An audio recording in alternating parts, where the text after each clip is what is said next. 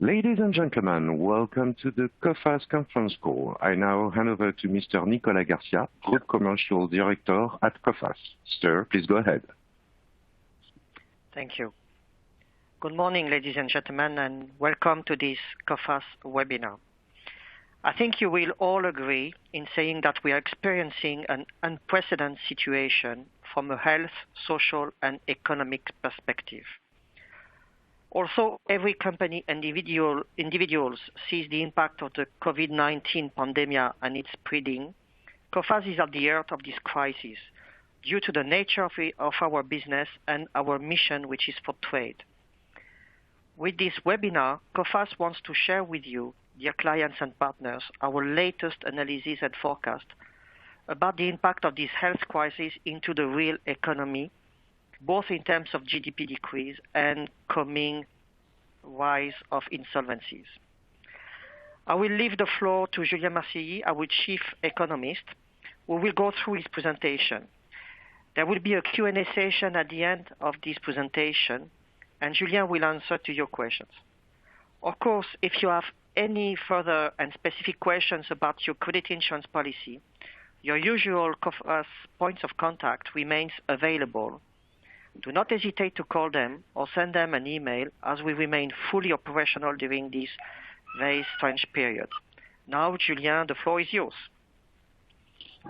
Thank you, Nicolas, and hello everyone. So Coface and I, we're very glad to talk to you today.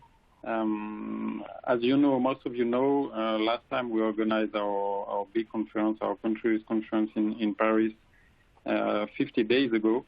Our key points were that we were expected for 2020 that non-economic risks would be, let's say, key risks for the world economy.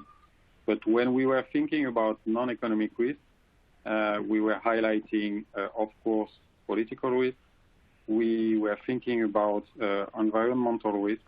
But to be honest, we've been surprised by the magnitude of the shock related to this health risk. Because as you know now, 50 days later, the world has changed quite dramatically, as Nicolas said. The COVID-19 shock is a really high magnitude one, and this is something very new. So within a few weeks, we have switched from a localized shock in China affecting a limited number of supply chains to a very global shock affecting a very large number of countries, a very large number of sectors, both at supply side and at demand side. So you all read the news, you all look at what's going on at the moment.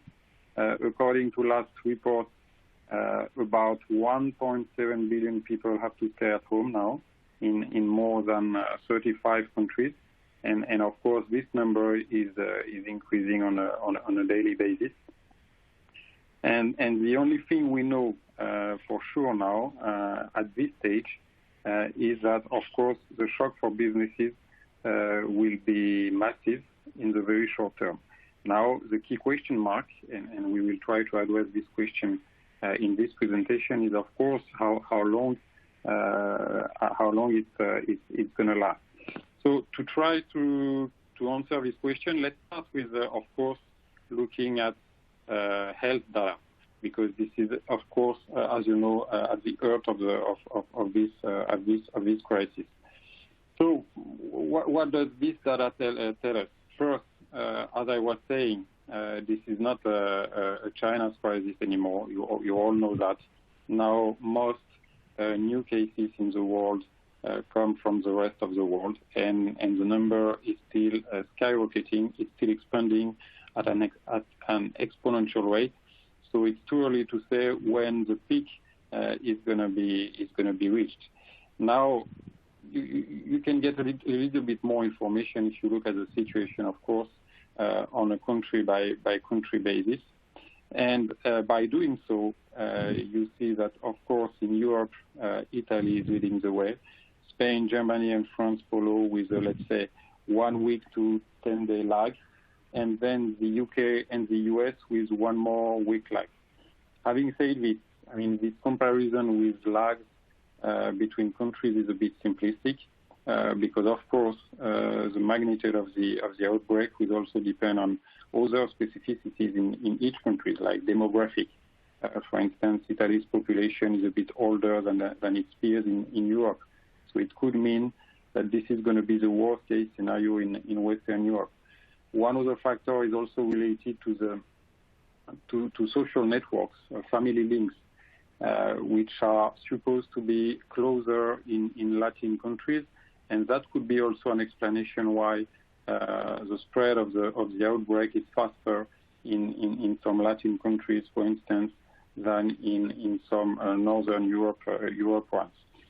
So I know there are some doubts regarding this data related to new cases, new affected people. But if you look at the data related to the number of casualties, the number of dead people, the trend is the same. So if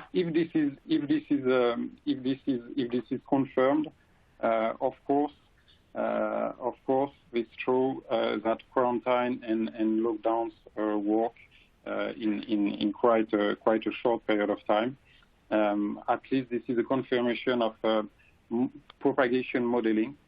If you try to look at those types of modeling to try to assess when the peak of the outbreak will be reached in each country, you can see that the propagation rate of the disease is function of three things.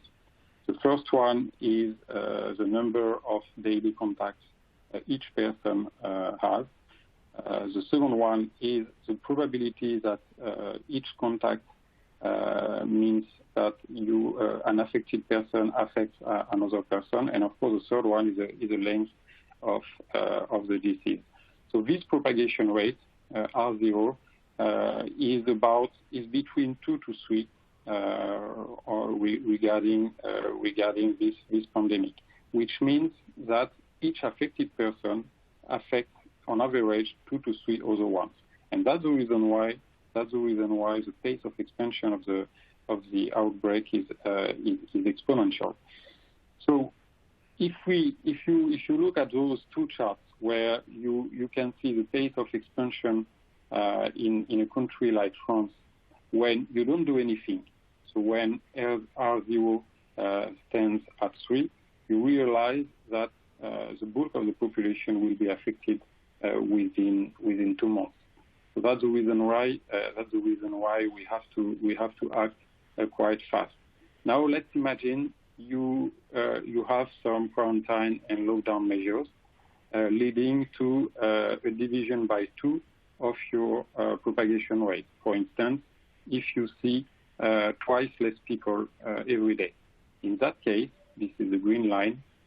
It's better, but it's not sufficient, because within 6 months, it means that still half of the population will be affected. But now let's imagine every day you see 3 times less people than usual. In that case, the propagation rate is divided by 3, and the magnitude of the shock is much, much less significant. This is the orange line you see on the right. So what's the key point related to this? The key point is the following. It means that, of course, when the outbreak starts, it increases at an exponential rate, and we're still in this phase in most countries in Europe. But the good news is, if you apply, if you commit to strict quarantine and confining measures, lockdown measures, then it also decreases quite fast at an exponential rate. So this is a learning from modeling. This is also the learning we can get from recent experiences in Asia, of course. I mean, you heard about the situation, what went on in China. There were a huge shock on production in February, and now the economy is gradually reopening, and you see the situation on a province by province basis on the table on the right here, which shows you that in most provinces now about, let's say, 70 to 75% of businesses are back at work. And So if you follow the trend, it would mean that by the end of the month or in early April, most of them now would be close to normal. Of course, these figures are not fully supported by migration numbers. So this means that, of course, admittedly, 70 to 70% of companies are reportedly operational, but they will continue to experience staffing shortages, resulting in, let's say, a slow recovery in the second quarter. So now we've looked at models, we've looked at recent experiences in Asia. So according to this, we've built, of course, a baseline scenario and a risk one, and you can see them here. The key assumptions, of course, relate to this health crisis. So if we assume, and this is what we're doing in our baseline scenario, if we assume that the lockdown in key markets in Western Europe, in the UK, in the US, lasts perhaps more than expected, but no more than 1.5 months to 2 months, it means that even in the US, which is a laggard, we can expect that the quarantine and lockdown end during the first half of May. And then what does that mean? It would mean that after this period, we can expect a very gradual recovery. I say very gradual because, of course, once the lockdown is completed, is ended, we have to be more cautious. Businesses will have to be more cautious to be sure there is still some social distancing and to avoid a renewed expansion of the pandemic. We can also reasonably expect that there will be some antiviral medicines available in some months, and of course we have also to expect that there will be more possible testing in a lot of countries. So by combining all of this, it means that from Q3 2020, we can expect the starting of a very weak and gradual recovery. And according to this baseline scenario, you see what the profile and what would be the outlook regarding to GDP growth in key markets. Of course, a very massive and huge shock in the second quarter of the year, and then a weak and gradual recovery. Having said this, as you know, there are plenty of uncertainties related to this scenario. And so in the risk scenario, according to which, of course, after reopening, there is a kind of a second wave of the pandemic, either coming from China or from Europe or from the US, for instance, later this year. Of course, in that case, we would face a double dip. It means a kind of a double recession from the fourth quarter of the year, and it would continue during the first half of next year, as long as there is no vaccine for the disease. So this is a risk scenario we have to keep in mind, of course, but of course we at this stage we believe a little bit more in the baseline scenario I've talked about. So what does it mean? What does it mean in terms of usual forecasts? I mean, you know our economists work. Usually to provide a GDP growth forecast, what we do is that we look at GDP components like private consumption, fixed investment, fiscal spending, so demand components of GDP. This time we thought it doesn't work, and it's not a valid way, the best way to try to assess the magnitude of the shock, because this is mostly a shock on the supply side, on a sector-by-sector basis. And so what we've done is we have made strong assumptions regarding the production loss for each key sector that are affected by the outbreak. So we have made assumptions regarding production loss in the retail sector, in the ICT sector, in the automotive sector, energy, and transport. And by doing so, then we have come up with a GDP forecast showing you that, of course, we expect all key markets to be in recession this year. Again, even within the baseline scenario. So this is a picture on a country by country basis. Now, of course, the more global picture also reflects this view. We think this is going to be the sharpest downturn since the global credit crisis, with global growth being the lowest since 2009. And regarding global trade, you all know that we highlighted a number of times last year that global trade would be in decline last year. It effectively occurred, and of course we now expect an even more significant decline this year. This forecast is based on a statistical model explaining global trade by looking at oil prices, by looking at business confidence in the U.S., by looking at transport prices globally, and at some export data in some selected countries, and you get this result. So this is a macro picture, and of course, what matters for credit insurer is what's going on at micro level too. And so we have also updated our business insolvency forecast. Just as a reminder, for those who are not familiar with our methodology, we get this business insolvency data by forecasting them by using our GDP growth forecast.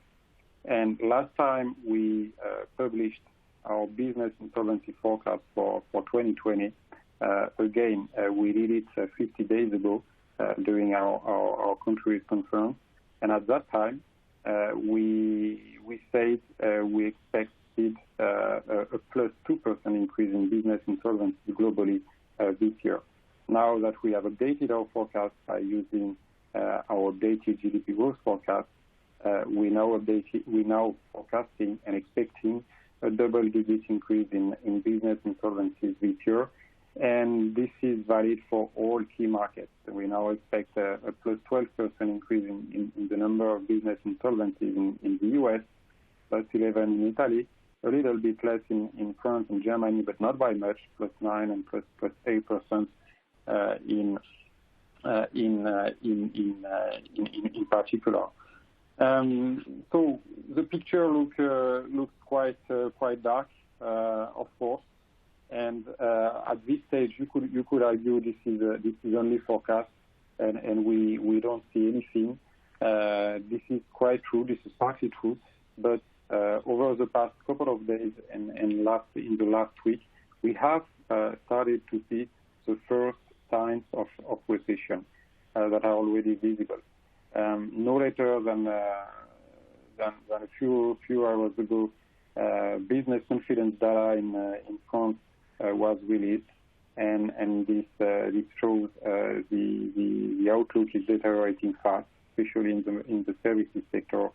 And we have also seen some business confidence data released in Germany a few days ago, showing that in a number of sectors, the confidence level is now very close to the one we were seeing in 08, 09, and same thing in the US. The manufacturing sector has started to be much less confident. Of course, this is quite easy to understand, because businesses at the moment are facing, let's say, a triple shock. So the first one is, of course, I started by talking about this. The first one is that businesses are facing a supply shock. They're facing disrupted supply chains. So, at first glance, when the crisis started in China, we were trying to assess what supply chains could be affected by the production stop in China, and we were looking at electronics and to a lesser extent automotive and and textile clothing, and then we were looking at what countries would be affected first. So some companies are already feeling the pain coming from China. For instance, in the U.S., some special business confidence survey have been made to show and to survey businesses in this regard, and numerous are saying they're feeling the pain. But now the problem is that the shock is much more broad-based because, as I said at the beginning, lockdowns are now underway in a lot of countries. So it's much more difficult to target some specific sectors to assess at-risk countries and sectors because it's really a broad-based shock. So in this tricky environment for businesses, of course, the key question is how long businesses can face with this break, this production stop. And of course, it to some extent, it depends on the level of inventory businesses have. So it really varies a lot from one sector to another, from one country to another. But on average, globally speaking, regarding listed companies, businesses have 1 month of production of inventory, meaning that if lockdowns last much more than 1 month, we're going to start see some huge issues in terms of supply regarding this situation. And by looking at inventories, of course, we assume that there is demand for goods produced by those companies, and this leads to the second shock, and that's why this crisis, this is something new. This crisis is also a shock of demand. We saw it in China in February. Before some recovery, we saw retail sales data declining very fast. We start also seeing some impact on consumers in the Western world, in the U.S., and to a lesser extent in Western Europe as well. So this is something which also, of course, affects businesses. So, of course, the good news is in this dark environment, the good news is that central banks and governments are fully aware of the situation, and compared to previous crises, they have reacted much faster and much stronger. I can't quote all fiscal plans, all monetary policy decisions that have been announced over the past 2 to 3 weeks. I'm only going to quote 2 of them.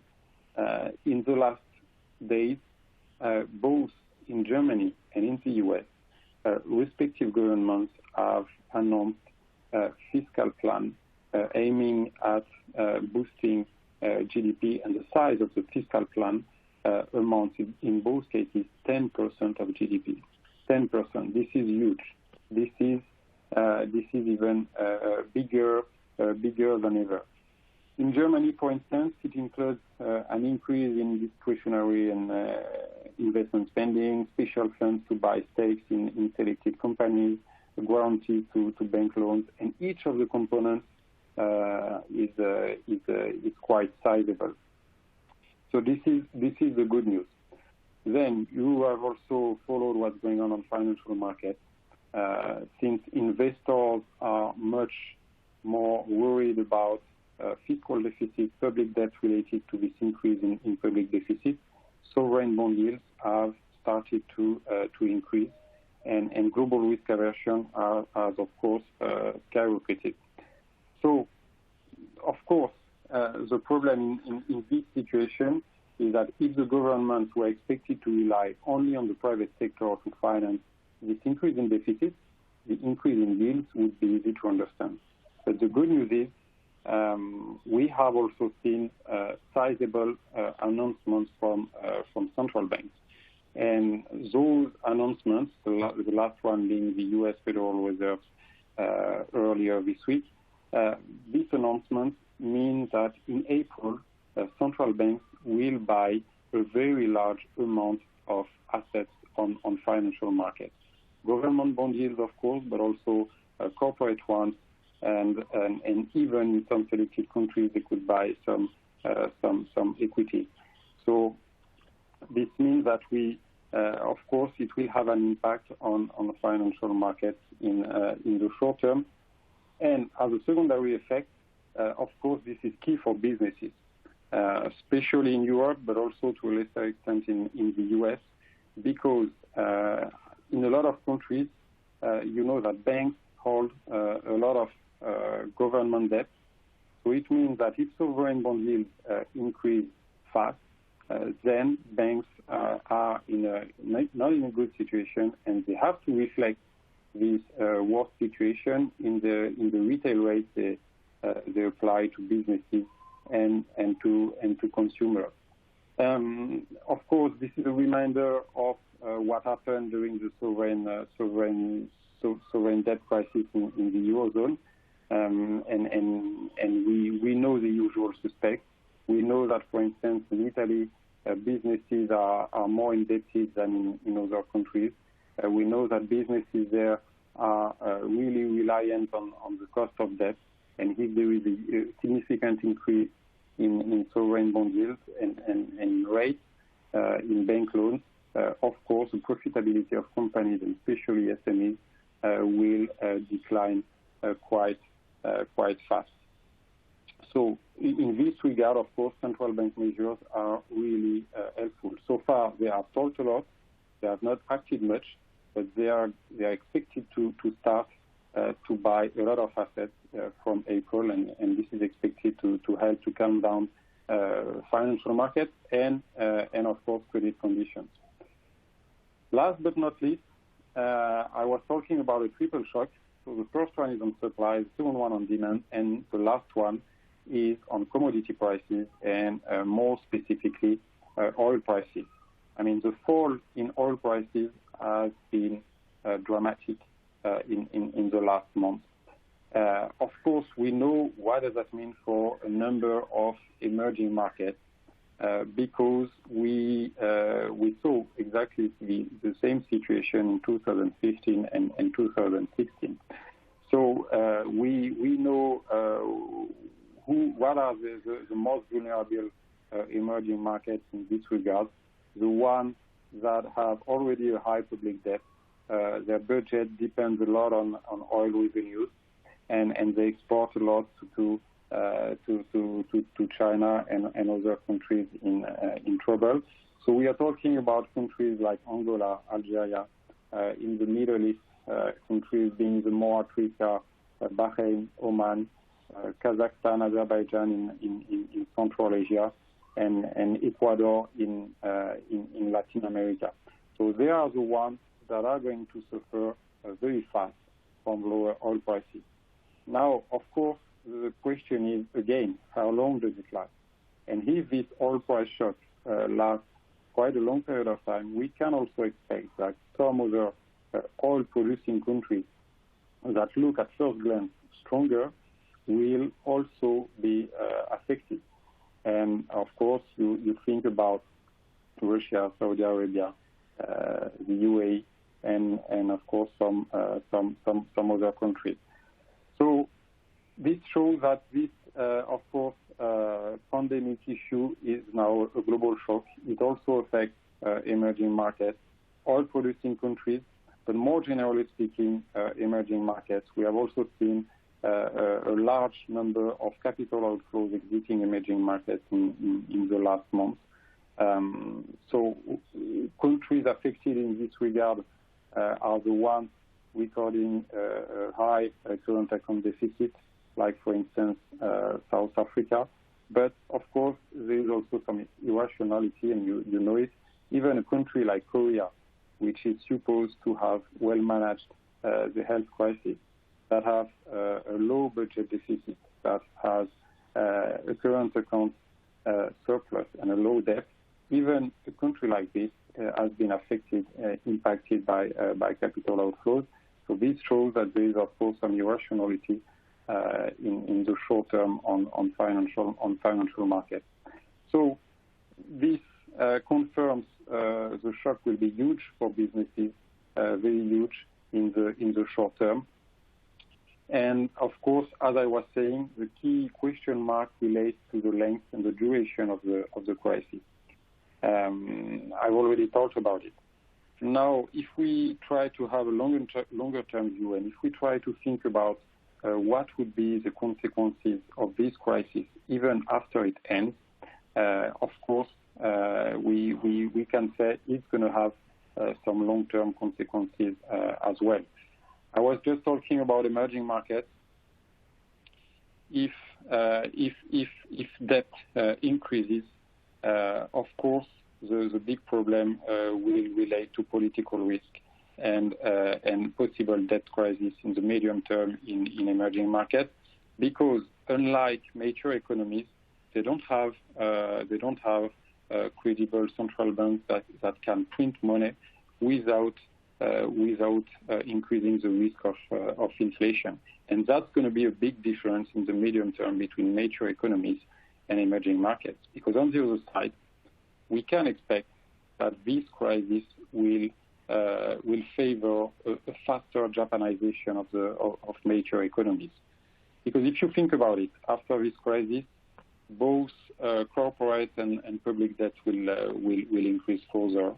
So central banks, as I said, will play a key role to support the private sector.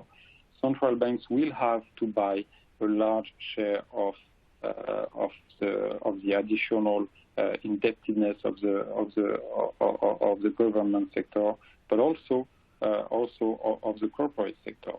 So we will be in a situation which is very similar to the one in Japan, with, of course, lower growth for longer and higher debt, and with an economy which is supported by central banks.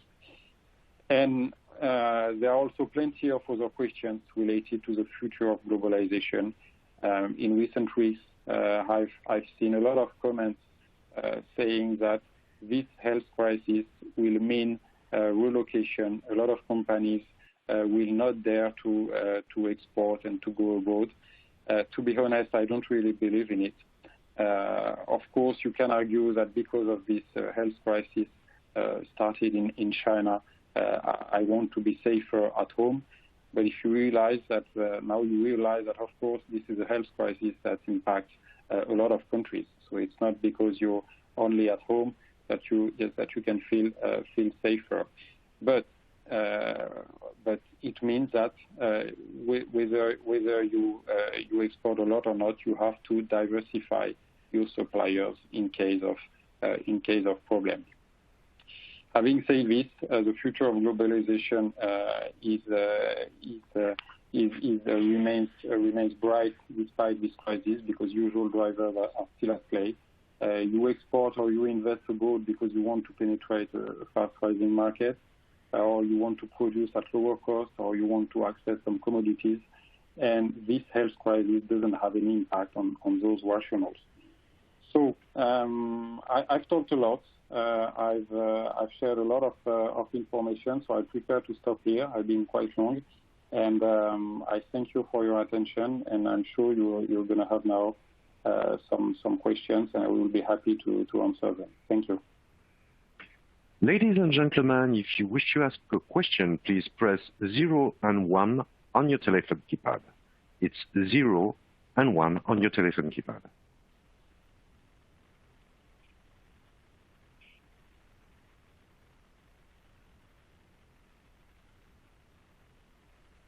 So, ladies and gentlemen, if you wish to ask a question by phone, you just have to click on 0 and 1 to ask your question.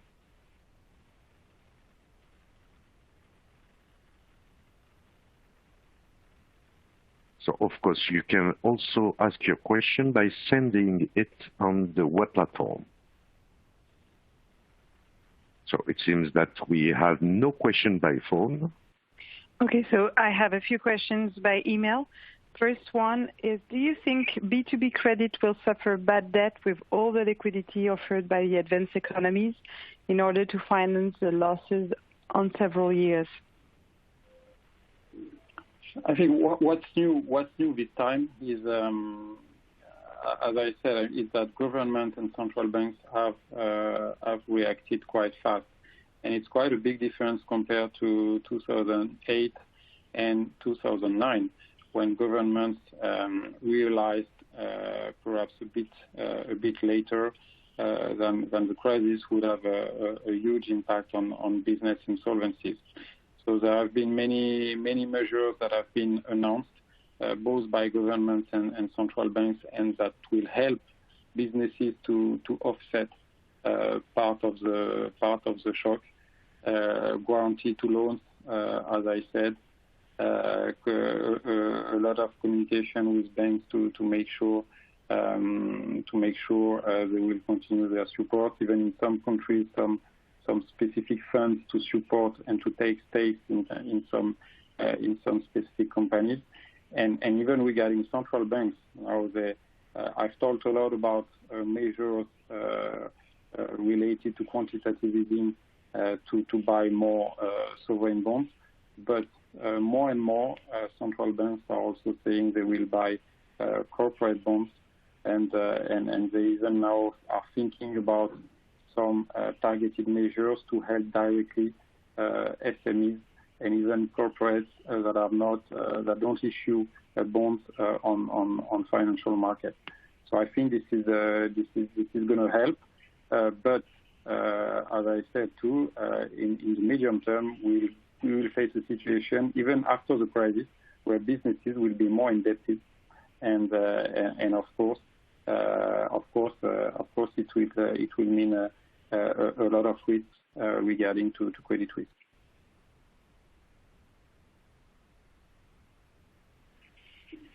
I have another question.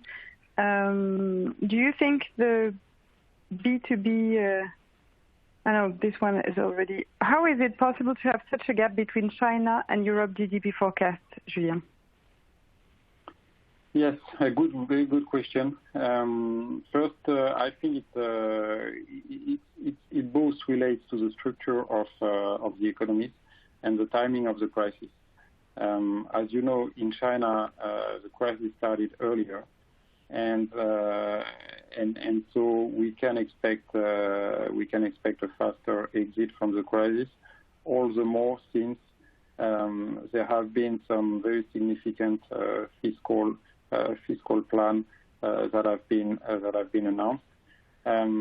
So in Europe, you can argue it's pretty much the same, but the crisis started a bit later, so we will see the full impact in the second quarter of the year. But then what matters too is the starting point. Of course, GDP growth was much lower before this crisis in the eurozone. We were expecting growth at close to 1% in the eurozone, while in China, of course, growth was expanding faster. And so, if you look at the variation between our initial forecast and the new one, I would say it's not so far away if you compare China and the eurozone. Another question: what is the ground of the insolvency forecast of Hong Kong at 33%? Yes, good question again. Regarding business insolvencies, of course, comparing countries the comparison has some limitations, because, as you know, insolvency regimes are not the same in all countries. So you can have some variations that are explained not by economic developments, but by regulatory developments. Another limitation relates to the size of the country or of the economy. If you have a small size economy, of course, a limited number of additional business insolvencies can show you a dramatic increase in growth, whether it's not significant in numbers. And that's part of the explanation for Hong Kong. And if you had to visit the political crisis that lasted last year, and it had quite a significant impact on a lot of small businesses, especially in the retail sector. You can understand better why we see such dramatic increase in insolvencies in Hong Kong. Julien, I have a question regarding M&A. What do you think exactly about M&A market this year? I'm not an expert regarding mergers and acquisitions. What I can tell you is that in some specific sectors, in some specific areas, before the crisis, we were already expecting more concentration. I can give you an example, which is, for instance, the energy sector in the United States. Even, let's say, forget the COVID-19 crisis. Even before that, we were seeing that businesses there were too numerous with overcapacities, indebted. So we were expecting more insolvencies and more mergers and acquisitions.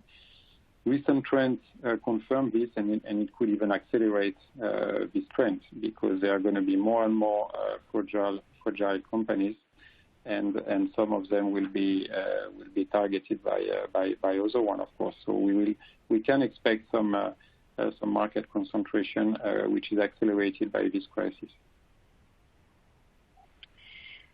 Another question: what expectation do you have on the evolution of currency exchange rate euro-dollar?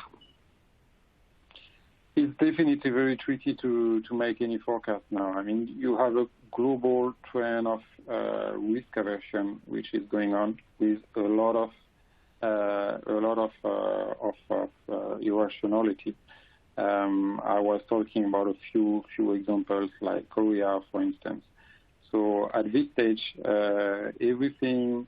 I mean, there is in this situation of global risk aversion skyrocketing. It means that, of course, this is positive for the US dollar and negative for almost all other assets, including, of course, the euro. So if we believe in our baseline scenario, we think this situation is going to last at least until the end of April or the middle of the first half of May, and then once we're seeing the disease is under control, the pandemic is under control, even in the US, we can expect some normalization, and then economic fundamentals will play, and so everybody will realize that the US dollar has appreciated too much, so it will favor, of course, the euro, but also other assets. Of course, assuming that the expansion of the pandemic is under control, which is again the key question mark. So we have a question by phone, if I may. We have a question from Mr. Deportier. Go ahead, sir. Yeah. What could be the impact of this crisis on the real estate market, especially in Western Europe or US? Mm-hmm. So I was talking about low growth even before the crisis, but the real estate and construction sector in the US and in Europe were in a pretty good situation before the crisis because of very low rates.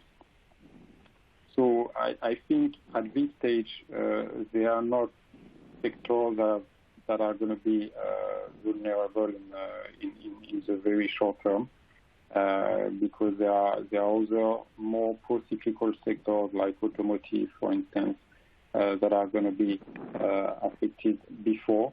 And regarding construction and real estate, the sector is going to face some headwinds, because on the one side, of course, if you're less confident, if you're more cautious, you're less inclined to buy houses. On the other side, very low and lower than ever rates will also help to support the sector in the short term. So of course, this is a massive and global shock, so the sector will be affected. But I would say that it's not going to be the most affected one in the very short term.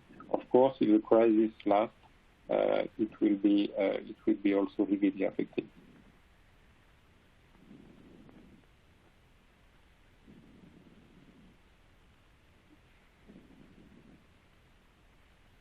Okay, so I have another question. What about the UK? It seems that it will be similar to France trend, despite the measures were different. What's your view? It seems to me finally measures are not so different in the UK and in France and in other countries, because finally there is a lockdown in the UK too. And so, if you look at the line, the evolution of the pandemic, it's quite similar to France, and with a lag.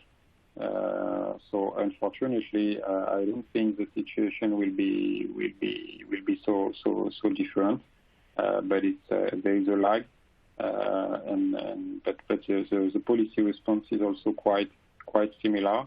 First, there were some different communication from the UK government, but finally, the policy response by imposing a lockdown is quite similar. I have another question regarding the transport sector. We've heard many times that the transport sector will suffer a lot due to COVID-19. Transport is nowadays the bloodstream of the economy. What is your view on the sector in the coming months and in 2020? Mm-hmm. Of course, this is a massive shock, even bigger than ever for the transport sector. In other sectors, I think it's valid to compare the situation right now with the ones in previous crises, and at least you have some benchmarks. But regarding the transport sector, we've never seen that in the past. So I think that's why the shock will be even bigger than in 2008, because it's really the transport sector. It's really at the heart of this crisis. Having said this, of course, we have to look at the different segments of the sector. I will not surprise you, but I guess airlines will be, of course, are already heavily affected. Then the trend is less clear for other segments.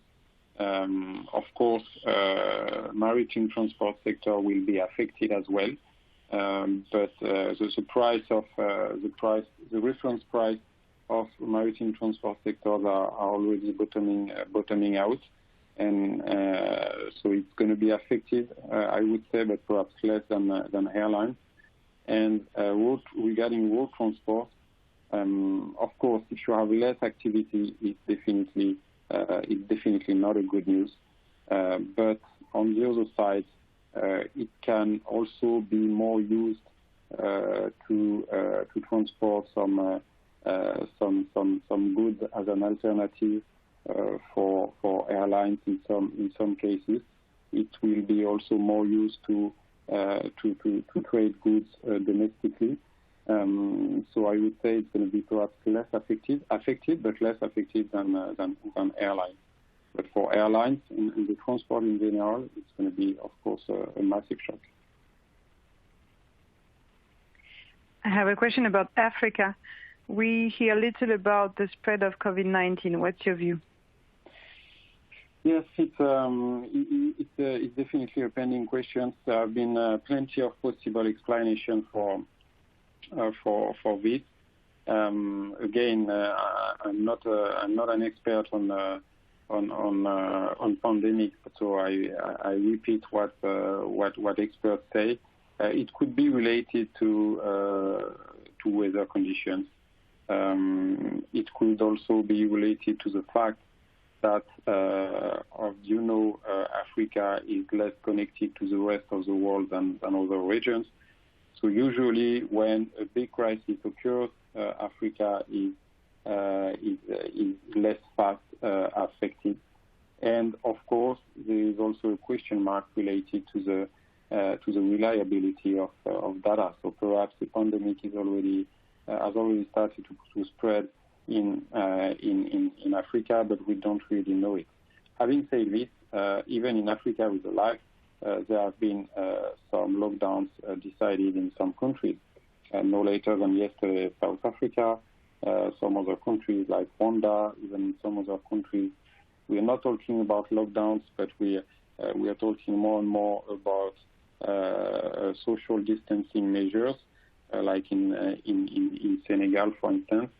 So it's unfortunately we can't. I'm not sure this is an exception, but it looks more and more like it's spreading to Africa too, but with a lag. And of course, we have to take into account about local specificities in Africa too. I have a question. After the automotive sector, what will be the other sector the most impacted in the short term? No, there are many. We were talking about the transport sector. Definitely, this is, as I was saying, at the heart of this crisis.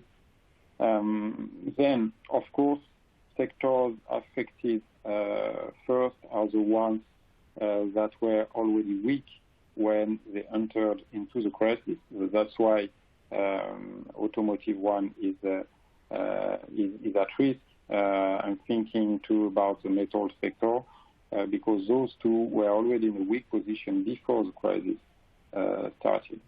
And if you also think about it regarding the automotive sector, is that when a crisis occurs, of course you want to buy less durable goods, and automotive is one of them. And of course, in addition to those ones, I would add, and it's not a surprise, some services sectors that are affected by lockdowns. Of course, accommodation, tourism, where the adjustment will be massive. And I think it also makes sense to make a distinction between sectors like those ones, services. For them, what's going on is like a net loss. Because if you're used to go to a restaurant once a week, then you can't do that because of the lockdown. When the economy reopens, you're not going to go to the restaurant once a day to offset. But the good news for some other sectors, like automotive, that's the only one, is that at least you can. What's going on at the moment is, to some extent, it can be seen as a postponement of the buying decision. So perhaps figures are going to be a nightmare now, but if the crisis doesn't last too much, we can expect some rebound from the third quarter of the year, because a lot of consumers will have postponed their buying. So that's the good news in assuming that, of course, we are in our baseline scenario. So we have a question by phone, please, from Emmanuel Potier. Please go ahead, sir. Yes, sorry, because some of us had difficulty to connect. Either way, you can slip around your slides again when answering to some other questions for those who have missed some slides. And sorry for asking a question you maybe already did also. Due to your analysis, will Coface plan some action plan on the limits, or is that not decided yet? Maybe you did already answer to that. Sorry about that. Yes, of course. First one, of course, I don't know if it was your question, but I'm ready to circulate slides. Regarding the second one, I mean, Nicolas already answered this question at the beginning of the call, so I think everything is clear in this regard. Okay, thank you. I have one question. Maybe it's about the Lux sector. It is one of the main French export sector. What will be the impact for our corporates? Of course, it's again no. It's not. This shock is not a good news. a couple of minutes ago, I was saying there are some sectors entering the crisis in a weak position. The good news is the luxury sector is in a good position with quite a significant profitability. So it has some buffers to deal with the crisis. Now, what is unclear regarding the luxury sector relates to, I think, the behavior of consumers.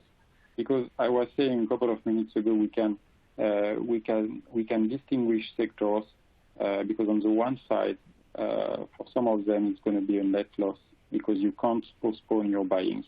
I was thinking about accommodation, tourism, and so on. But on the other side, for some durable goods like automotive, it's to some extent you postpone your buying, but finally you do it. And regarding the luxury sector, I think we're in the middle of both, and you can put it in both cases. So it will really depend on the pace of the recovery. So it will be affected, of course, but at least the good news compared to other ones is that it enters the crisis within quite a strong position. Thank you very much, Julien. We are now out of time, so thank you everyone for getting in touch with us. We will send you a short survey to get your feedback about this webinar. We are considering doing other kind of a webinar in the coming weeks and months, so your feedback is really appreciated. We will of course circulate all the slides to everyone, so don't worry, you'll get there in a few minutes. Thank you very much. Ladies and gentlemen, this concludes the conference call. Thank you all for your participation. You may now disconnect.